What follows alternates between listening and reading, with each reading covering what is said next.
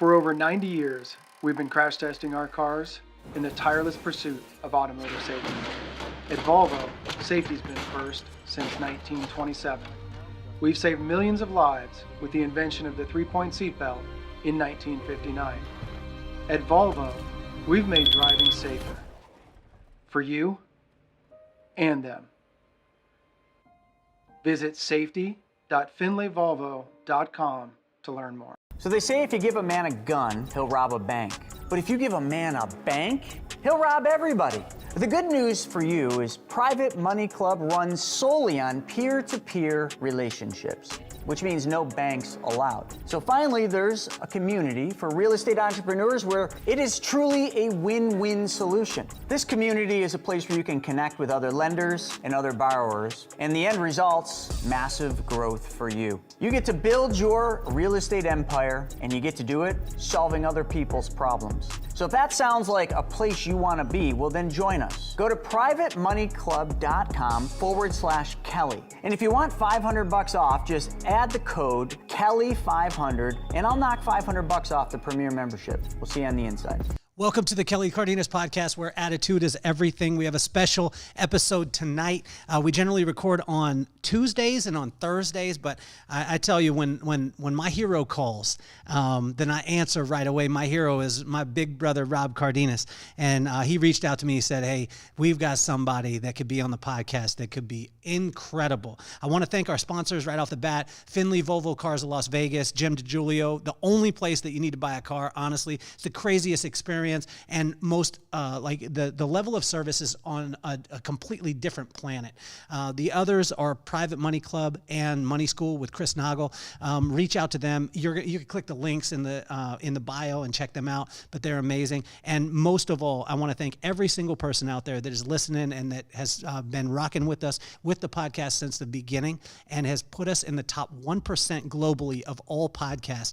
It is my honor to be in that, and that you listen, that you watch, that you share, and I thank every single one of you. On tonight's show, this man is the winningest coach all time for Cal Lutheran in women's soccer. The record that he has is absolutely phenomenal. An even better human being. He has 5 children, which tells you that he is an absolute warrior. And I want to just welcome to the show the head coach of women's soccer at Cal Lutheran and the king of his household, Mr. Frank Marino. Thank you so much. Really appreciate having me on and doing this tonight. Looking forward to talking with you. Well, it's incredible, Coach, because like when I was talking about the winningest coach at Cal Lutheran, you wanted to be specific, and then you turned all of the light on everyone else. You talked about the organization before we started recording. You talked about the organization. You talked about the recruits, but you didn't want to shine the light on yourself. How are you able to stay in that humble state, in that humility, and how important is that when you're coaching up excellence as you have? I think it's important, to be a servant leader, right? To rely on your players. Your players are what's going to help you be successful, and you have to believe in them. If you believe in them, they're going to run through a wall for you. So, between our organization here at the university, our staff, our administration, our trainers, our strength and conditioning staff, the coaches I get to work with, but most importantly, the student athletes that I work with are incredible human beings. And in order to my ability to be able to do that is I'm blessed every day. I mean, honestly, it's one of the greatest jobs you could ever have. I got to spend a lot of time away from my family, but I spent a lot of time away from my family with great people, and they've helped us be super successful since I've been here. Well, as I'm looking at it, your record is 175, 57, and 31. I mean, this is something that most of the time people would just stop and beat their own chest. But that's one of the great reasons why I wanted to have you on the show, is because of the humility part. I want to jump right into it as far as the coaching. How has the landscape of the coaching changed since the NIL deals have started in? Because we've our generation, we've talked about this for years. Oh, people should get paid. They should get paid. Let's talk about the good, the bad, the ugly in that situation. And, what is your view on it and how has it impacted the game? It hasn't a major impact at our level, Division III. So I think it hasn't hit it as hard, but I think overall it's had a major impact. It's given teenagers an opportunity to make huge amounts of money. I think the NCAA is really basically kicked the issue down the curb, right? They found a way to sort of, push it off as far as paying athletes to be able to play. Obviously, the universities at Division I level making huge money, but you see some of these deals that are coming out. It's incredible. LeBron's kid that just came out a couple weeks ago, which is only about 30 minutes from us. It's incredible the amount of money they can make. So, and they deserve it. I mean, you look at the money some of these schools are making off these, student athletes. I think it's incredible. They do get a great education as well. So I think that's, that gets lost in all this, but it's going to change the landscape. It's going to continue to change the landscape. However, it doesn't change pretty much the haves and have-nots in college soccer, right? The ones that have access to the money will always be good, and the ones that don't will struggle. How have you been able to, it's always amazes me with college coaches, because a lot of times, I mean, you're looking at a lifespan of an athlete of 4 years, and then you've got to make the program amazing, as opposed to, like, if we compare it to business, a lot of times people don't look at it through the lens of that, right? So, when we're looking at, say, football, they generally have 1 to 2 years with the kid, but the program has to be so solid. How have you been able to have such a consistent program that continues to help kids not only in the sports aspect, but you're building people? That's what we were talking about before we even got on, is some of the athletes that you're talking about, you're looking for cultural fits. How important is that? It's probably the most important thing of what we do here is finding the right fit and the right kid. And that's why it's sustainable, because you've got to find kids that are willing to sacrifice and try to build authentic relationships with each other. Our program is built on truly building real relationship, not having these sort of fake social media type relationships, having these real authentic relationships. And we're really intentional about it. We do a lot behind the scenes in order to kind of build those relationships. And we're not perfect every year, but I think if you get enough of the right kids, we can sustain that, and I think that's the key. You got to find good players, but you have to find good people. If you can find good people, then you can obviously be successful. So I think, being able to do that is key. It's hard. We sift through a lot of people and a lot of players. We bring them on campus. We have them meet some of our players. We want to make sure we're getting the right kids that are really good students as well. So what makes up the right kid? Because, and I used to think growing up, okay, well, if I'm better, which I wasn't at that level anyway, but if I'm better or my friend is better at the sport, they're going to be able to get picked. But what I'm finding, the more and more coaches that I'm around, and even what you said before we started recording, that cultural fit is the most important part of it. So talk to us about the things that maybe a parent that is getting their kids ready, maybe they're in middle school right now or they're in high school. What are some of the things that a coach like yourself with a program that is so amazing that you're actually looking for outside of the fact of the X's and O's and how they can athletically perform? Well, so are they a good student? That tells us a lot, right? Because if they can do that, they obviously can manage time, and they care about their studies, they're committed. That's one piece. But what I found is that if you find kids that truly care about their friends, they care about their teammates. When you go to a game, you can tell that they're supportive of their teammates. They end up being a lot of times better kids. And then when they come on the visit, we can get a better view of truly who they are as people. But what I found is we have kids that are sort of close in ability level, maybe a kid slightly better. We've actually won more years where we have the right cultural fit. These kids play so hard for each other. We win a game or two we probably shouldn't win just because we've played so hard for the person next to us. And I'd rather do that than win with a kid that, it might be slightly better, but culturally is selfish, isn't going to do what we want them to do, to be part of our program and to care for each other. I mean, that's the key. We talk about all kinds of things, the body language, how to talk to each other.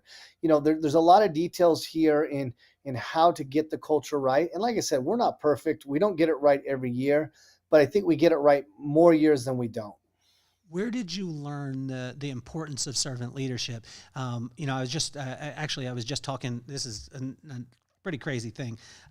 But I was just talking with the king of the Western region of Ghana. He was just on the show on Saturday. And when I was talking to him, he was saying, I said, how is it to be a king? He said, well, to be a king, all I have to do is serve all the people. And he talked about servant leadership, but a lot of times servant leadership gets this kind of like, oh, well, that's soft. But when I talk to servant leaders, I believe that servant leadership is the future of all leadership. But like, where did you learn that, and where did those principles come from for you? I think some of it is from my upbringing, but a lot of it you kind of learn as you go. Like, this has changed a lot through the years as kids have changed, right? So I think when I first started, I probably wasn't as good at being a servant leader as I am now. Like, I think, we grew up in an age where it was sort of authoritarian leadership, right? You were told what to do and you said yes. And that was what we knew. Nobody knew any different. You weren't supposed to question or say no or do anything else. You did what you were told to do. And then things sort of shifted. And at some point we had a bad season 7 or 8 seasons ago. When I say bad season, 9-9, not at our standard.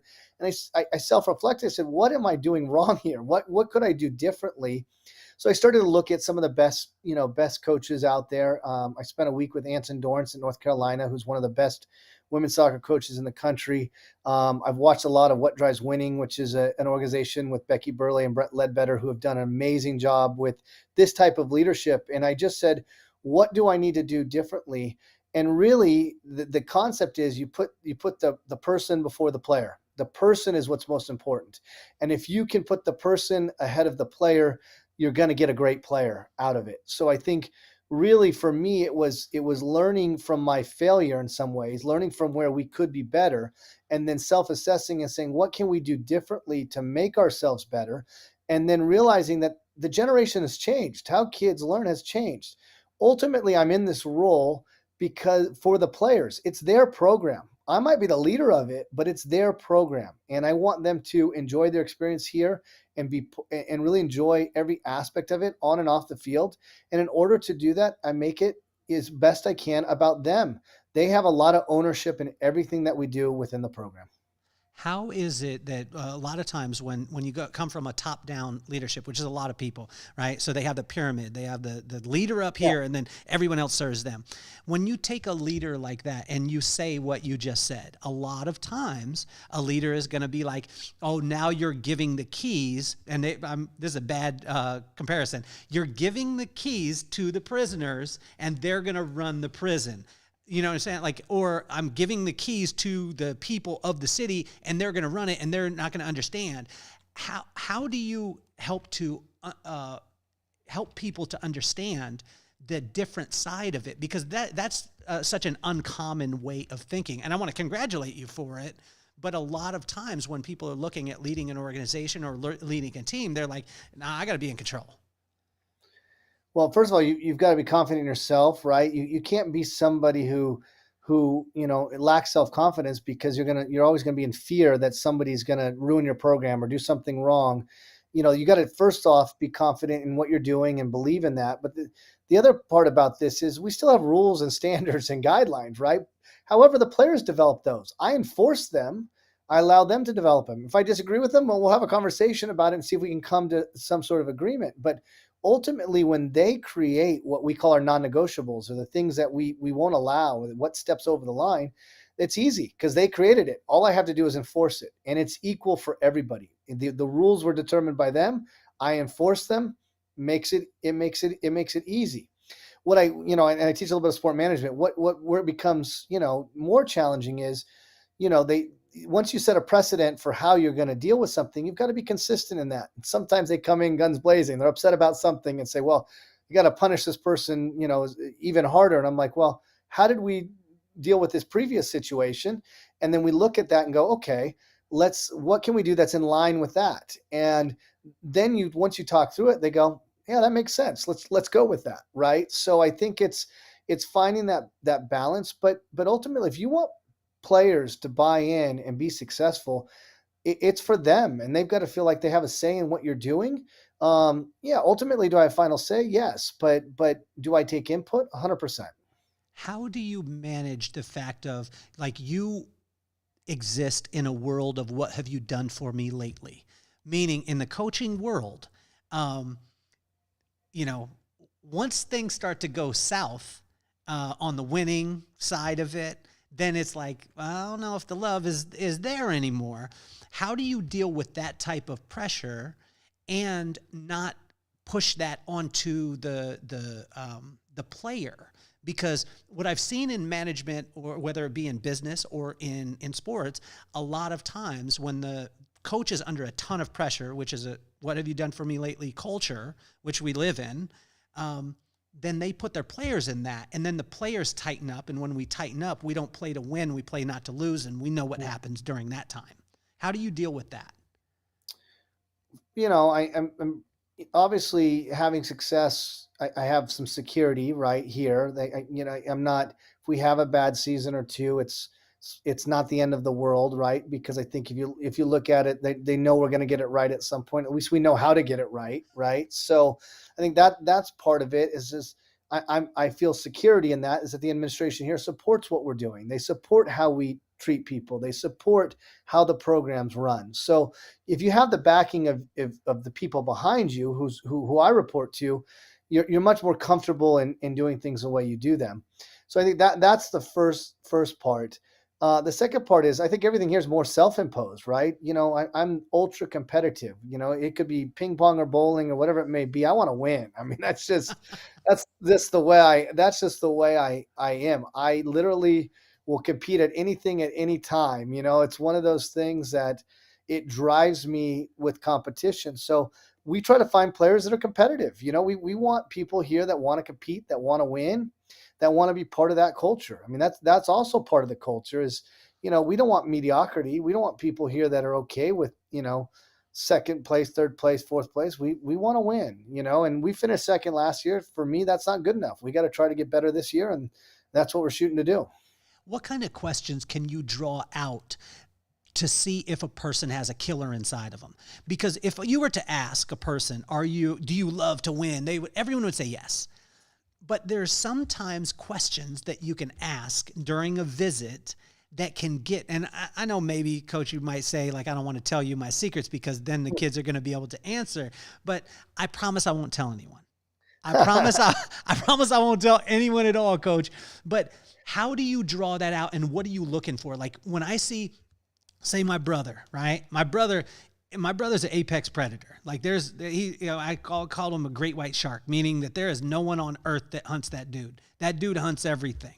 And when I look at you, Coach, and when you spoke about winning, like, I don't know, I can't wait for you to go back and watch this because your body language changed. Like you sat up in the chair, your shoulders went back, and it was like you were about to go into a fight when you were talking about, like, second isn't okay.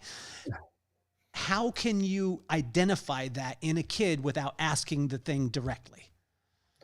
So, you know, we're asking questions, you know, might be even about their academics. It might be about other things in their life. You're trying to find out, you know, what standard they hold themselves to, right? And people that hold themselves to a high standard and that are that believe in holding yourself to a standard are generally competitive, you know, because they want to reach that standard. So, you know, we're going to ask questions that really look at, you know, do you hold yourself accountable? Do you hold yourself to a high standard?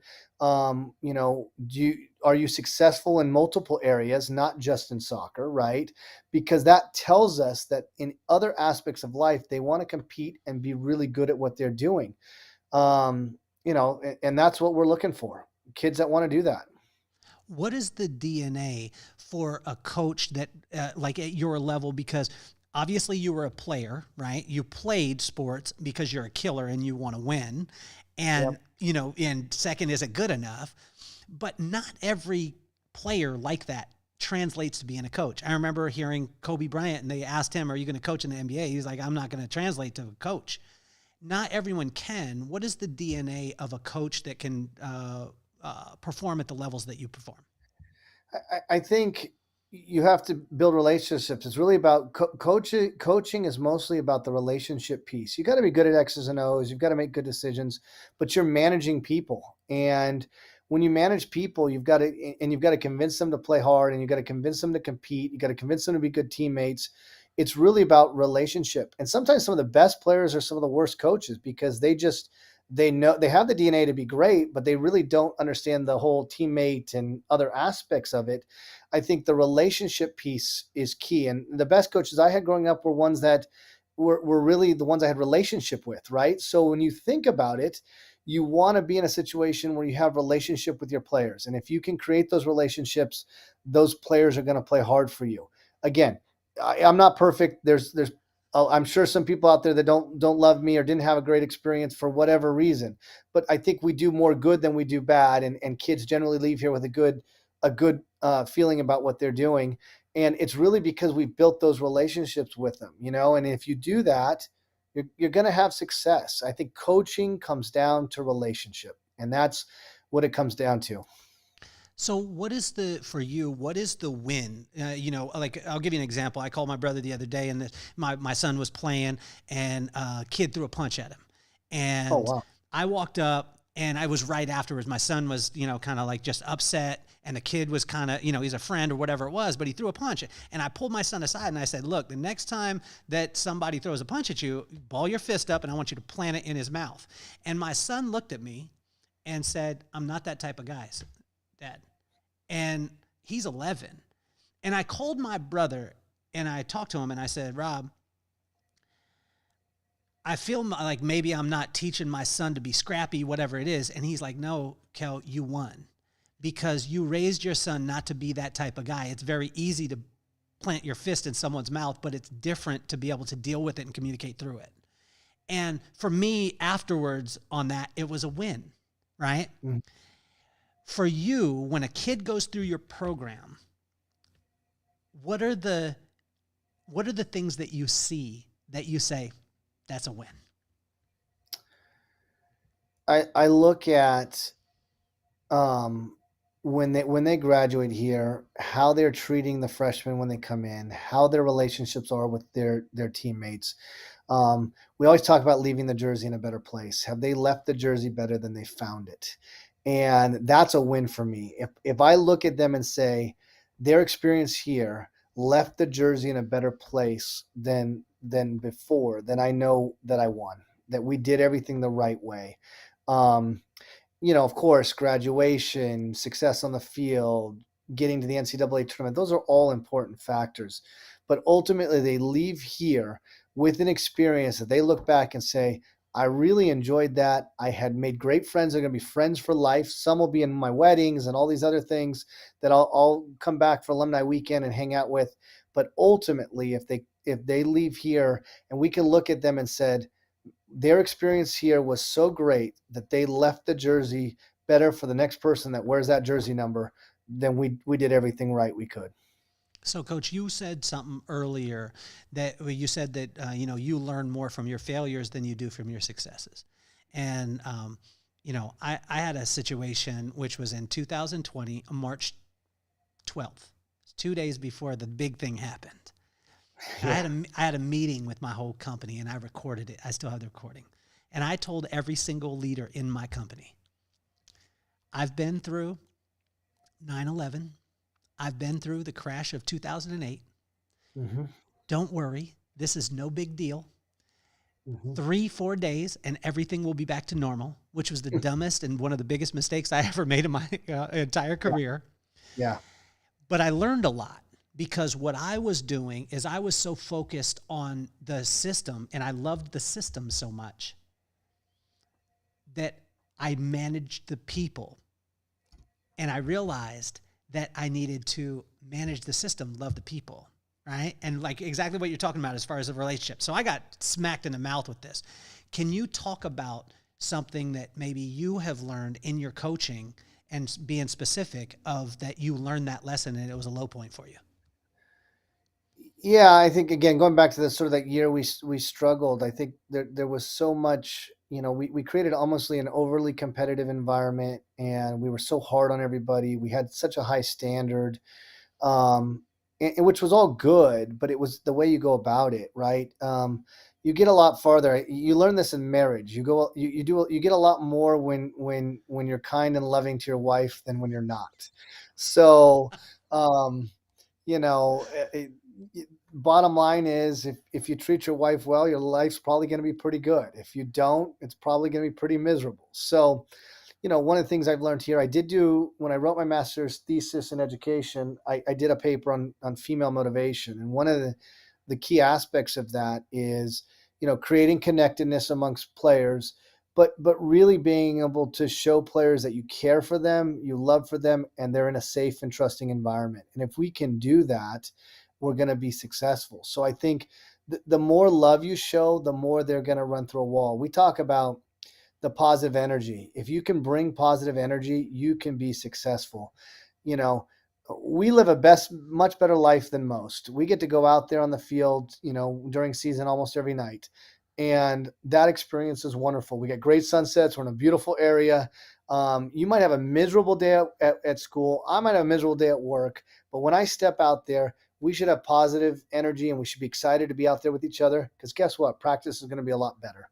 So, I think trying to take that positive, mentality into everything that you do is going to help. We have our kids read a book. I'll plug The Energy Bus by John Gordon. It's a great book. I'm sure you've read it. Our kids all read it here. Riley will read it her sophomore year. So, she'll get, if she hasn't already. It really talks about your perspective on life. You can look at everything from a negative way, but those people are vampires. They really bring you down, and all they do is stress you out, make life miserable. I mean, at the end of the day, if you're positive, the people around you are likely to be positive, right? So the more that we can bring that positive vibe and positive energy, the more success we're going to have. It doesn't do me any good to rip a player in front of other players. It's not positive. It's not going to make them play better. Honestly, the more love I can show, the better they're going to play. How do you change the vibe in a locker room? I think just trying to walk in there, they can feel the energy, right? So if you can come in with good energy and you can start and have a good tone with the energy, I think one of my strengths is I can read the room. I can read the energy that's going on, right? So, sometimes you might have to crack a joke. Sometimes you might have to be funny. Sometimes you have to, do something to sort of lighten the mood in there before things go. But then just talk about the belief you have in them, knowing that you believe in them, showing them that you believe in them. All those things help. But I really think it's bringing that positive vibe to everything that we do. It's going to help. It always helps. I've never seen somebody be positive and somebody, not follow in those cases. You talk about great leaders. The people follow are the positive leaders. They don't follow negative leaders in most cases. Who wants to do that? You want to follow people that are positive, good leaders and that treat people the right way. What are some of the vibe manipulators that you have? Like we did in our company, and I learned this, I've learned by failure. But one vibe manipulator we used to have, people could choose the music like on the particular day. So it was their day. They could choose anything that they wanted. Well, when I started this, I actually chose the song Happy, which was by Pharrell. And I thought everyone's going to be happy because I played Happy. But I played Happy for 2 weeks straight, and everyone was so pissed when they heard Happy because I tried to do just one static vibe. And everyone was like, I ain't feeling it anymore. What are some of the vibe manipulators that you put in the locker room and on the field that can kind of shift the energy that are go-to things that you can do? Well, music's one of them, and I let them choose a lot, although I can't say they have great choice in music or taste in music. I've told them many times, I'll share my mix on my phone with them anytime if they want to hear good music. Music's one of them, but we do, sometimes do some fun stuff at practice. You can feel the energy out there. So it might be a fun little team game where we have a little bit of competition out there, right? So you sort of, get them in teams, and we've got a handful of things that we can go to, things that are sort of fun and stuff. When we get out there, one of the things we've done to try to build sort of a good positive vibe is, meeting in the locker room before practice instead of just going out to the field. What I found at the field is they all kind of get in groups and they hang out, and there's not this team vibe, right? If you're in a locker room, you're sort of forced to be together, right? And then you're all kind of facing each other. Then you're more likely to maybe have a conversation, check on how they're doing, play some music and dance. They love to dance. So dancing is another one, right? Play the right song and they'll dance, sometimes I'll try to be funny. I'll try to use I guess their lingo or their terms, these little buzzwords that are, I guess popular today. So, and then all of a sudden they'll look at the old guy and say, how the heck does he know that word? Just to be funny with them. But then it kind of humanizes you. It's like, oh, he knows what that means. It's like, so, little things like that. You just try to be as human as you can be and try to relate to them to the best that you can. It's getting harder as I get older, obviously, but I have younger kids, so that helps me stay young for the most part. And then of course I got assistant coaches that are closer in age to them, and they help keep me in check, but also help keep the vibe young, I guess. Coach, what do you wish you could unlearn about coaching? Wow, what could I unlearn? Being overly harsh or being hard on players in the moment. I think, am I answering that right? I think that's my biggest one. Like you just get caught up sometimes in the competitive moment, and you just learning to control yourself in those moments and doing the right thing. We all fail sometimes, but you always look back and go, man, I should have handled that better. But it's always your competitive juices that get going, and you get into it and you get a little bit over the top. I've done better through the years, but it got to continue to always do better.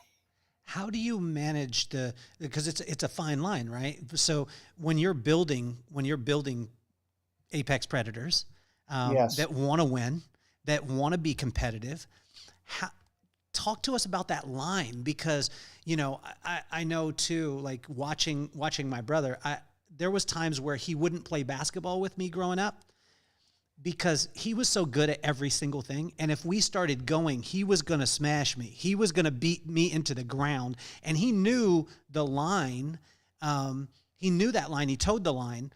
But there was times where we would get into a place and, how do you manage that in a player to be able to make sure that they stay in the team, that they stay positive, stay that, but also you want them to feel the sting of the loss too, because if they don't feel that, they aren't going to want to come back and be better.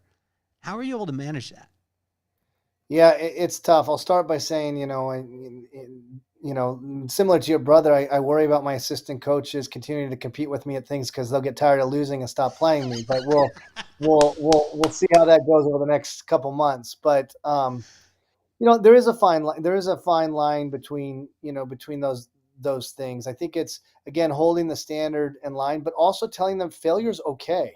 I think we're in a society now where failure, they feel like, is the end of the world, right? It's like, oh my gosh, the world's going to end because I couldn't do this. So I'm like, no, you can learn from it. Failure's okay. Failure's how we get better. Making mistakes is how you get better. If we were perfect, we wouldn't have a chance to get better, right? And I don't know how many times I've said, I've never seen a perfect soccer game. I've never seen a perfect soccer player. So we're always going to have things to work on to get better. And we don't expect anybody to be perfect. So it's really about, that's okay to make a mistake. We can point out the mistake. We can hold you accountable for the mistake, but you've got to learn from it and get better the next time. And I think that mentality is the key. It's pushing that is a standard. We don't want to, we got to hold you to that standard, but it's not the end of the world. We just got to work at it and continue to get better.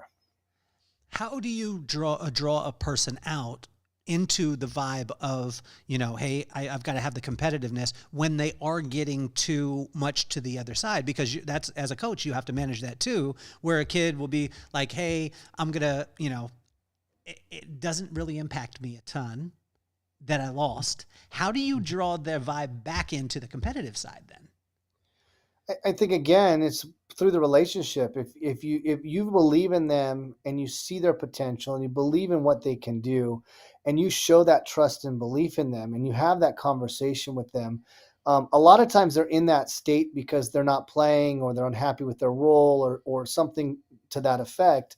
You've got to go back to them and say, okay, what can I do to re-engage them in a positive way so they do compete for their spot? They can get on the field and they can do those things. So it really comes down to, believing in them, but taking the time to have that one-on-one conversation and then give them the specific things they need to work on.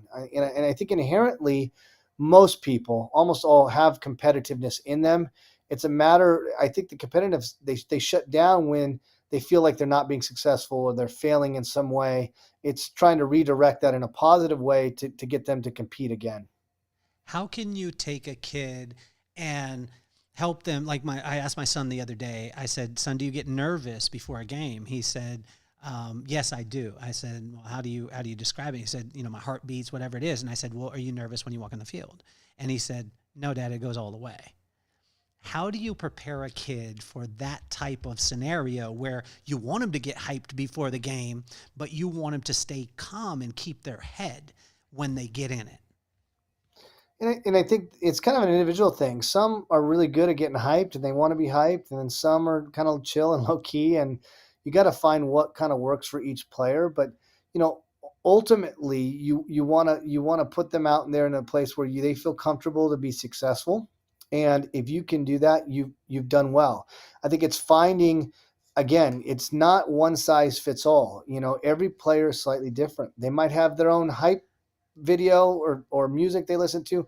Some don't want to listen to anything, right? And it's not trying to force your way onto them. It's really finding what works for them so that they feel calm and comfortable going in the game. I always tell them they've played thousands of soccer games from the time they were 5 on, right? So this is just another soccer game. Yeah, it's a playoff game, big game. Yeah, it might be, but it's just another soccer game. It's just another team. It's a field. Nothing's different, like, let's go out there and take care of business. What could the players on your team now, and I won't tell them that you told me this. I'll keep it a secret. It'll just be between you and I. But what could the players on your team do to make your job easier? Like if you had a magic wand, coach, and you were able to say, like, do those things. Do the work in the off season, and prepare yourself in the off season, because one thing about college soccer compares to club, and even, professional soccer is we only have them for literally 5 months a year. So if that, so there's 7 months a year, they're on their own for the most part, so in order for us to be successful, they have to put the work in off the field themselves. If they do that, we have less to do when they get here. That makes my world so much better. The other piece is when they get here, it's just being engaged, buying in, putting the work in every single day, not allowing those, energy vampires and outside sources to come into their mental state that affect us being able to be successful during practice and games.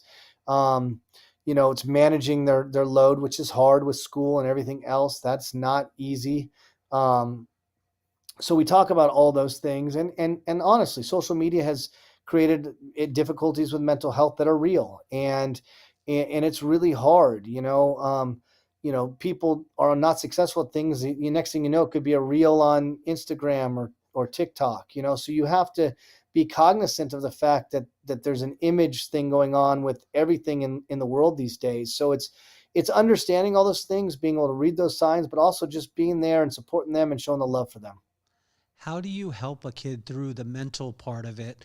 When I say this, I mean, I don't understand how you have the energy, coach, because you have 5 children, you have a wife, and you're looking at, as a true servant leader, you're looking at adapting to each and every person, as opposed to old school leadership that is like, look, this is the way we do it. This is the only way. You're actually individualizing. Where do you draw the energy from to be able to make those things happen? Part of it is I have an amazing wife who does a great job with our kids. She's unreal. And I mean, she's super mom of the year for sure. Wife of the year. I can't say enough about all that she does. She makes it possible. But the other piece of it is it's really being surrounded by great young people. Great young people have a great vibe and energy. Kids are so smart these days. They have so much knowledge. They have so much at their fingertips because of that. It energizes me, and it makes me energize when I'm around them. It gets me excited. It gets me motivated. It gets me wanting to continue to do this job. I really draw off sometimes their energy. They probably don't even realize it. Like, it really does influence me in a positive way. Same with my staff. They come in. We can mess around, joke around, but they're also young, vibrant, energetic. It just helps keep you going. And teaching the classes too, like, you get to have such robust conversations with some of these kids, and you're just amazed by how much they know, and it just energizes me. How much, like percentage wise, can the vibe of the kid impact their playing time, their connection point with the rest of the team, all those things? How important is that? It's massive. I mean, it's massive, because you want to find kids that bring the right energy on the field, that, even if they're not the starting player, that they're cheering and rooting for that player that's playing in front of them. And when they come out, they're going to give them a high five, and they want to keep the level higher, bring it to another level when they come in, so you want those types of kids on your team. If we get those types of kids, we can be successful. We had a girl a couple years ago, senior player. She had transferred from a Division I, Division II school, came in. A younger player beat her out for the spot, and took the spot from her. And she was selfless. She told the player, "You've earned the spot. I'm going to work as hard as I can to win my spot back, but I'm going to be here to coach you and help you as much as I can in your role, and any knowledge that I can share and give to you, I'm going to give to you." And that's a win, by the way. We talk about win moments as a coach. That's a win moment as a coach. Those are the types of kids that you want. That's when you're doing things the right way. And that's what we're trying to do. How do you continue to help kids to innovate? And because I think that giving them, like you've been talking about this as far as building the relationships with the people, that it's more important than the system. And how do you give people freedom to innovate? And you said that, the procedures, you're letting the team come up with the procedures, and then you're just holding them accountable to what they made up anyway. How do you continue to give them freedom to innovate and to change things if they see possible, or they see that it's necessary? We still guide it. So, we'll have a lot of team activities that we do where we're, just like a teacher in a classroom, we'll bring in stuff to sort of prompts or questions and things for them to think about and talk about and get the conversations going in the room. Right. So, it's still my job to help guide in the right direction, but we want to bring in meaningful things, but also things that are relevant to kids today. So, I tell everybody, you can't be a dinosaur, can't be a coaching dinosaur, right? Coaching dinosaurs fail. We have to continue to keep up with our craft. We have to continue to believe in what we're doing. We have to continue to study what we do. We can't believe we know it all. Once we think we know it all, we're going to fail. So I continue to educate myself the best I can. I try to keep up with the way things are today. And I really look for ways, to get kids to relate to things we're doing. We did an activity a couple of weeks ago. I think they thought it was crazy. I showed a movie clip that they probably thought made zero sense. But it actually turned into a really robust conversation because, we were just trying to get them to talk and to bring out things that are important to how we do things, to our culture, and to building things that are going to make our team more successful.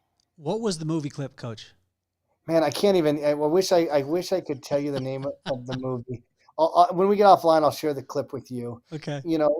Basically the premise is, it was a guy that's, a chef at a restaurant. His ultimate goal was to open his own pub, but he ends up opening a restaurant. And basically, I can't think of the famous actor that's talking with him, but anyway, he says to him, why did you not do the pub? Basically, why did you not decide to open the pub? And then he talks about how he's created all this great food and he has these things he loves on the menu. They ask him about his favorite dish, and the guy ends by saying, "Do you think any of these people in this restaurant really care?" and you go, and you go, and they're looking at me like, what does this all mean? But really what we're looking at is, the people that care are the people that are part of our team, but individually, if you care about what you're doing, if you're trying to reach your goals, if you're trying to do all the right things, then you're going to have success. But if you give up that success because you're just trying to please other people, then you're not going to be successful. How important is it to adapt to situations immediately? Because I think that a lot of times, whether it be game time, whether it be game time or in practice or with your team, you're constantly having to adapt, coach, when you're playing a sport, especially when you're playing a sport at your level. How important is it for the coaching staff and for the players to adapt immediately to the circumstances that are happening right now? I think that's the key to coaching, is you've got to be able to deal with those things when they happen. And if there's one area I think kids today, and I talk about this with our team and even with the coaching, is how to solve problems and not take no for an answer sometimes, right? And probably similar to Rob in this situation with, like, don't tell me no, we can't do that. Like, we got to find ways to do things, right? So I don't ever believe no is the answer necessarily. We can solve the issue that's coming. And I share some examples in class, but the biggest thing is being able to look at a situation and then come up with the solution. That's the key. And not giving up. A lot of kids will go, oh, I give up. There's no solution to that. Well, yes, there is. We just got to figure it out, right? And let's figure out what the solution is. It's a terrible example, but the one example I'll give you is, like, one day we come out to the field. I think it was a changeover from a football game to a soccer game. None of the stuff is set up. Nothing is ready to go for a game. We're hosting a team coming in. It's our responsibility to have this stuff ready. And we get out there and we're like, the person in charge is going, what am I going to do? We're not going to be able to do this. We don't have enough time to do this.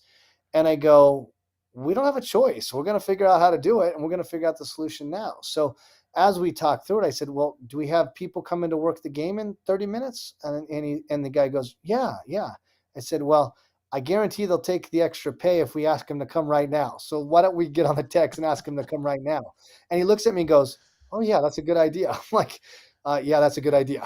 And sure enough, he sends a text out. Next thing you know, 4 people are willing to come over. I said, secondly, we have a room full of players inside the building. I'm sure if we need to, we could ask them to come out here. It's not the best thing for us to get ready, but if we can't find other people, we'll get them and we'll do it. If I hadn't been there, this person would have given up and said, hey, we're not going to be able to solve this problem today, but luckily I walked out there and I'm like, we're going to figure it out. That's what we do.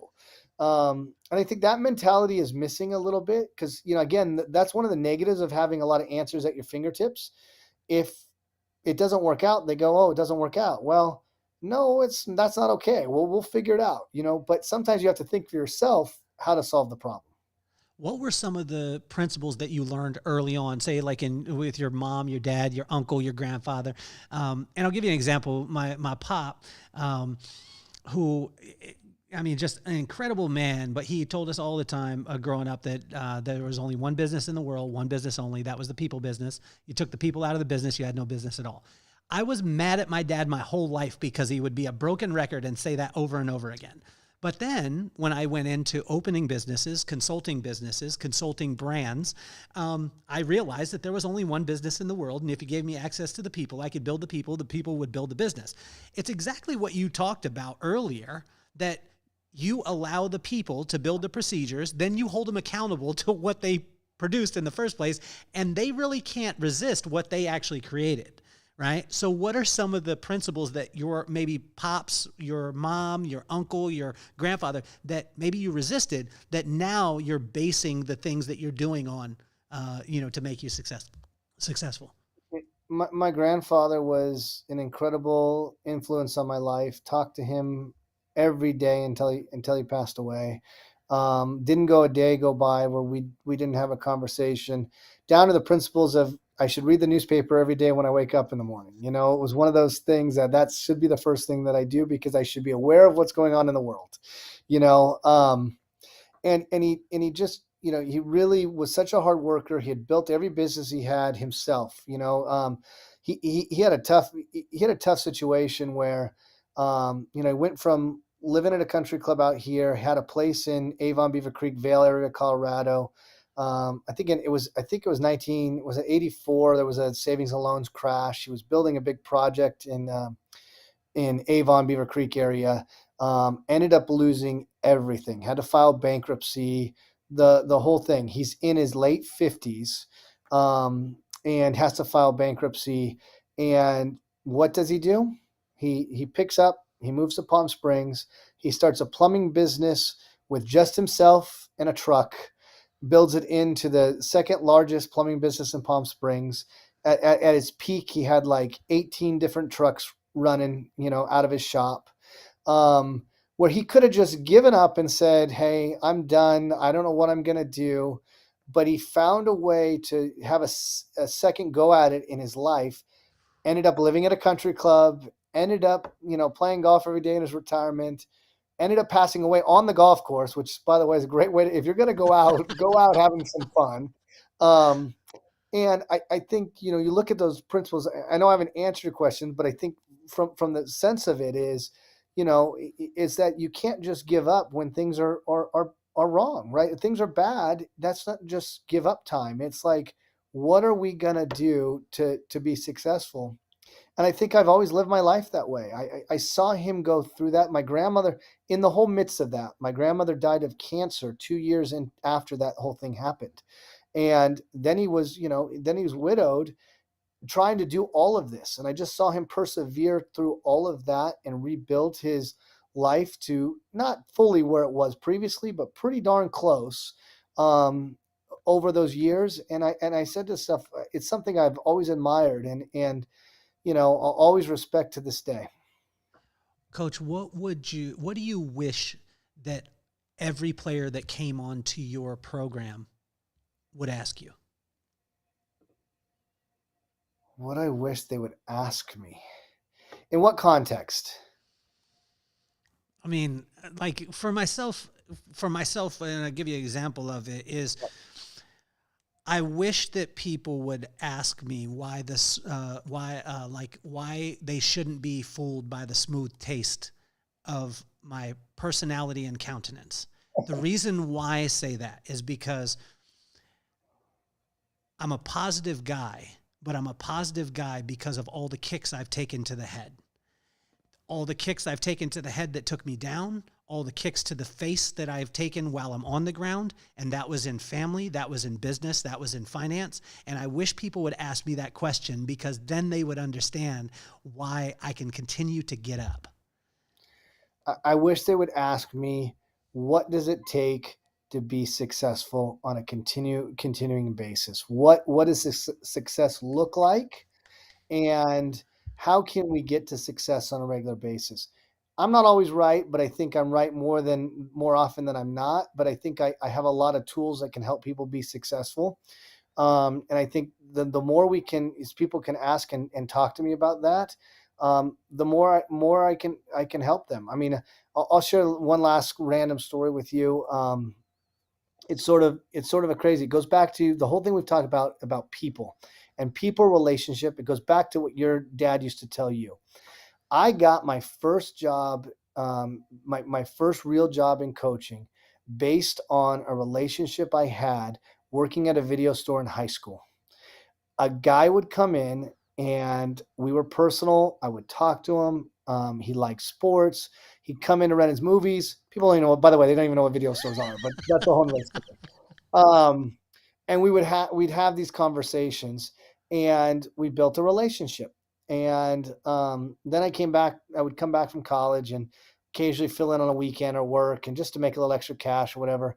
And he came in one day and he said, hey, what is it you want to do? And I'm like, yeah, I want to be a teacher and a coach when I'm older, this and that. He's like, great. He says, I'm an assistant principal at a high school. And he gave me his business card. He said, when you finish school, give me a call and, let me know. I said, okay, great. Forgot about that, of course. So ended up getting a job coaching. I'm coaching for one of the local high schools here on a JV team. I play against the school that he's actually working at. He sees me after the game and he goes, what's up? What are you doing? I said, yeah, I'm coaching on that team. He said, Where are you at with school? I said, well, I'm working on my teacher credential right now. I'm doing my master's. I'm ready. He said, well, this is the school I'm at now. Here's my business card. Look me up when you're done and I'll help you out. I said, great. So I finished I was working on my teacher credential. Next thing you know, he's actually becomes the athletic director at the school I was coaching at the next year. I was a JV boys coach. The varsity girls job opens up. I literally have been coaching 2 years. I've only coached boys. I'm 24 years old. And next thing you know, I get a phone call from the boys coach, and he says, hey, you should apply for this girls job. I'm like, I have never coached girls. I don't know if I'm ready to be a varsity coach. What do you think? He said, well, the athletic director said you should apply for this job. You should apply for this job. I said, okay, I'll apply. So I applied for the job. There was a candidate that had won 5 CIF championships, which are the state championships in soccer.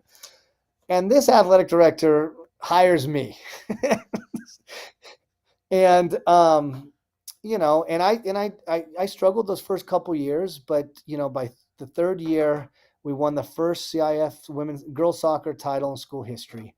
And I've been there ever since, 23 years.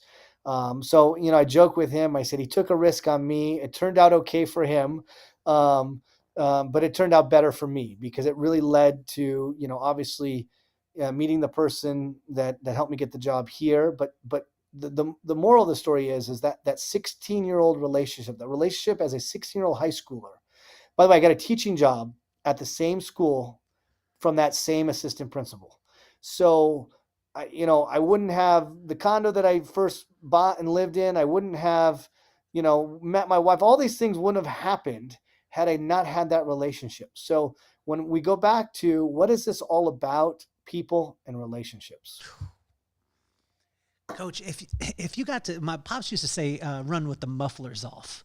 And he would be like, son, he would call me boy. He would be like, boy, today we're going to run with the mufflers off. And I was like, Pop, like I would get so excited because he would say like there was no holds barred, that we could go at each other. We could have conversation. We could dream. We could do whatever. And there was no barriers.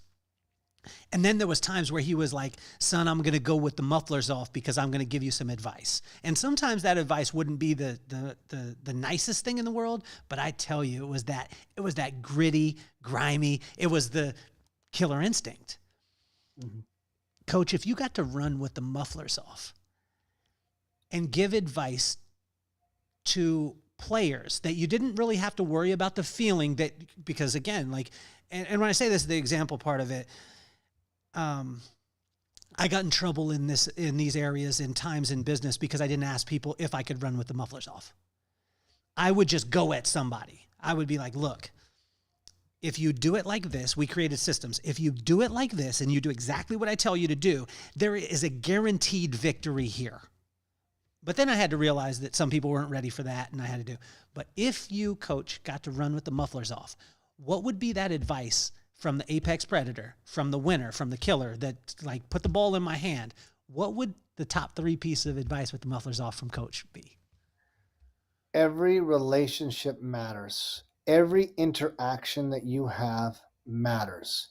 And if you can have those interactions and because every time you're interacting with somebody, they're judging you. They're having an opinion. They're making a decision. And these young kids don't realize, and it goes back to the story I just told you, those relationships matter. The other piece is that, I've had this with some of my staff or coworkers and some of the people here that I work with, even in our program. And I've had to have very frank conversations. You have to talk to them when they're not reaching their potential and they have so much more to give. And what are the areas that they can get better in? But it comes down to, pointing out to them that they're not living their best self. They're not living to the highest level that they can actually live.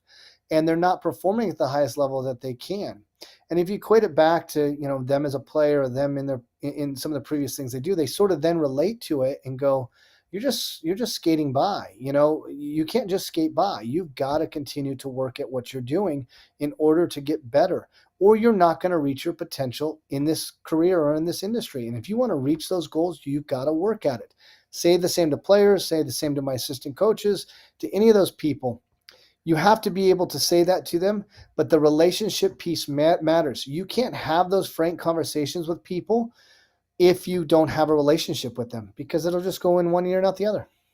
What are some of the words? Give us some examples of some of the things that culturally now that the kids are using, and we want some new ones. I just learned Riz. You know Riz right now? Riz.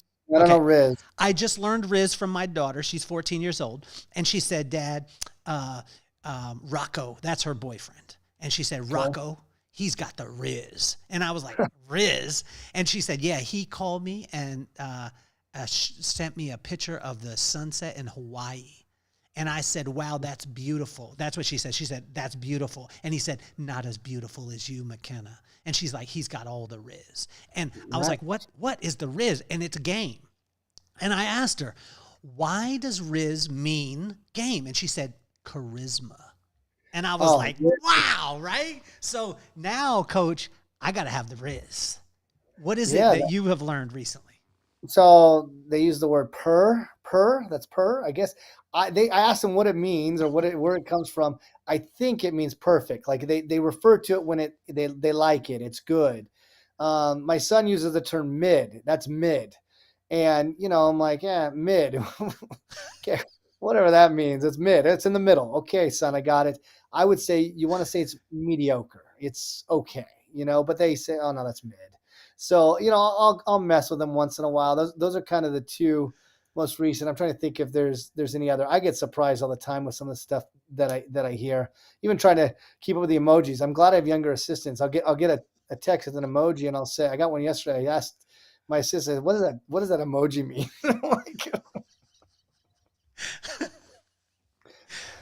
Now, how do you stay up on it then? I mean, is it from the my assistant kids. coaches? And okay, my assistant coaches and my kids. I mean, even as assistant coaches get older, they're not quite as in tune to some of the other stuff. But my kids, luckily I have a 23-year-old, a 16-year-old, so I've got 13-year-olds. I've got plenty of kids that kind of know what's going on out there. So it kind of keeps me young and keeps me up with the lingo. So one of my friends, Coach, his name is Sean Finnegan. He said something that really rocked my world. He said, "It's this most of the time, it's the start that stops you." And I had to sit in it for a second, and then I realized that most of the time, a person sees a culture like what you've created, a winning culture. You're the winningest coach in Cal Lutheran women's soccer history. You created a culture, and that culture of excellence.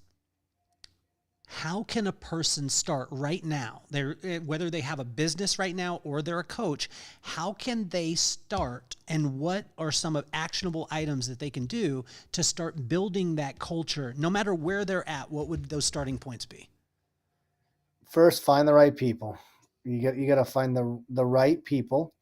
And then you've got to find people that are truly there for the cause, that believe in what you're doing, and are going to build authentic relationships where they care so much for each other that they're going to work as hard as they possibly can to be successful. They have to have the same belief as if they are the owner, right? As if they're the owner in that business or company, that they're going to have that same passion for it. And you as a leader have to show that you appreciate and that you care for what they're doing. And if you can do that, you can be successful. So, Coach, I started the podcast because of my two kids, Maddox, who's 11. My son's Maddox, by the way, as well. I saw you spell yours with an I, right? Yeah, that was my wife's doing. We had some conflict on that, but yes, she wanted it to be different. Was it a Greg Maddox thing? No, it was really just she loved the name Maddox. I don't love that it's, I think it looks a little, as he gets older, I think it'll look a little funny when he goes to write it. I think it's great as a kid. I'm not a fan of it as he gets older. But, the wife wins, right? At the end of the day, the wife wins. Well, I started the podcast because of the two kids. So Maddox is the guy who marches to the beat of his own drum. He's actually got a half head of dreads. He looks like a little Viking. The kid his style is on point. He's amazing. wears mismatched socks. He just does his own thing. My daughter is in the performing arts, and she has probably one of the most sarcastic personalities that I've ever met. This is our routine in the morning. I take her to school. I say, "You're the greatest." She looks at me and she's like, "I know." And then I say, "I love you, baby." And she's like, "Who wouldn't?" And then she slams the door on me and goes to school. That's her personality. I started the podcast because of those two, and I wanted to take iconic people like yourself, the most winningest coach in the Cal Lutheran women's soccer history, and I wanted to show them that you aren't a superhero, that you're a human being, and that you have incredible work ethic and an incredible attitude, which you've already showed. What advice would you have for Maddox and McKenna? And if you could say both their names, it would be awesome. Maddox and McKenna. Listen to your dad, number one. He's a really smart guy who has a lot of knowledge. Secondly, value every relationship that you have. Treat people the way you always want to be treated, and love everybody with a positive vibe. Coach, can you tell me the difference between knowledge and wisdom? I think wisdom is learned over the years through failure. I think you don't have wisdom until you fail. So once you've failed, you then have wisdom. You think you have knowledge, but you don't really have the wisdom until you've failed with that knowledge. Coach, you have been absolutely phenomenal. I would love to have you on the podcast more and more, because I think that there's so many people. I mean, the chat has gone crazy, and I'm excited to be able to share this with you here in a second when we get done recording. The comments that have come through have been unbelievable. Your coaching style, not only your coaching style, but also you as a human being. And we need more leaders like you in our world, and so what I want to invite every single person out there, if you're watching or if you're listening, I want you to share this with someone, especially the student athletes, especially the kids who are coming up that are looking at different programs. Because for me, like my niece is very important to me. My kids are very important. And I mean, for me as a parent, I want Maddox and McKenna to go to a college that has a coach like you. And my hat's off to you. You are absolutely amazing. I mean, way better than advertised, Coach, and you're advertised very, very well. Thank you so much. I appreciate all the kind words. I'm not deserving of all those kind words, but I do appreciate it. If it's okay, can I put a plug in for what's going on here at Cal Lutheran today? Go. All right. Today is Cal Lutheran Cares Day, which is we're raising money for Cal Lutheran women's soccer as part of our day. Hopefully, maybe we can put the link in the chat. We'll do something like that. Up until midnight tonight, actually, they'll let some gifts go into the next couple of days. We're trying to reach a goal of, I think, about 22,000. I don't know where we're at. We were about 13 or 14 last time I looked.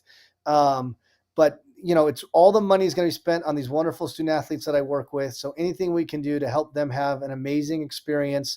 We're going to travel to Austin, Texas to play some games. And we need a little extra help to get that trip off the ground. So anything anybody can do, we'd appreciate that, and helping these student athletes continue their great experience here at Cal Lutheran. Coach, we're not only going to put the link in, but we're also I'm going to share it with all my social channels to make sure that people, that they're donating to. I mean, this is such a phenomenal cause.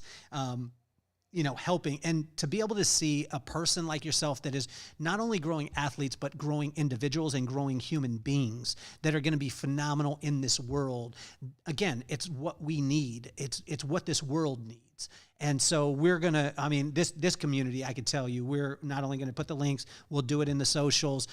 Every one of you who's listening, who's watching, we're going to have a link for you that you can just go right to it and be able to donate directly. So thank you so much for everything. Thanks for having me on. I absolutely enjoyed every minute of it today. Great getting to know you as well. Well, Coach, I want to thank you so much. Now's the time. Everyone listening and watching, you know what you need to do now. Check out the sponsors. Patronize every single one of them. This is the shameless plugs for me. Make sure that you click all the links, check out all the sponsors. But I want to thank every single one of you. And I want to thank you with no paid promotion, we got in the top 1% globally because of every one of you who watch, who listen, and who share. And please share this with every student athlete, with every parent, because if you're a parent out there and you have a female who's playing soccer, I believe that they need to go to Cal Lutheran to be able to be coached up by this incredible human being. Coach, you're incredible, and I want to thank you again for being on the show, and I can't wait to have you on again. Thank you so much. Have a great night, and say hi to McKenna and Maddox for me. Coach, you're officially off the hot seat. Thank you.